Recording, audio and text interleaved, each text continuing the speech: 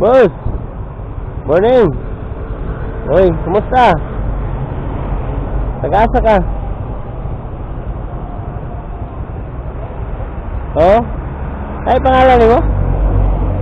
Ha? Alfred? Dali.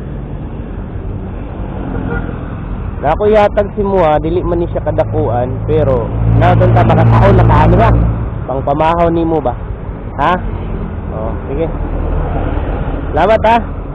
Oo, ina lang, salamat sa Diyos. Salamat sa Diyos. Ayun, very good. Salamat sa Diyos. Ayun.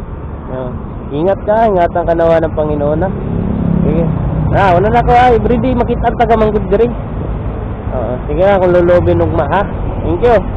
Ayun, salamat sa Diyos guys. Bigyan na natin sa ating kapatid ang kaunting tulong. Ano, di ba?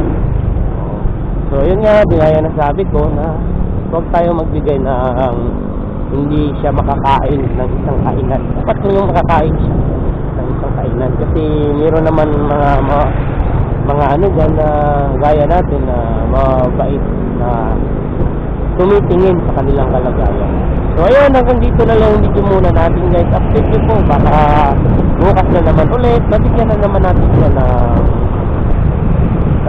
kaunting tulong lang naman. Hindi naman kasi hindi naman tayo, wala naman tayong pera. So yun, ikitapan natin at sana sa awa tulong ng Panginoon na makagawa po tayo ng mabuti sa ating kapwa. Wala na tayong pakialam kung saan niya dalhin yun. Ang importante, nakapagbigay ka na mayroon kang awa sa kanya. So ayun, salamat po sa Diyos. Thank you po ng marami. So ayun, hanggang dito na lang ang video natin guys. So see you later. Babu.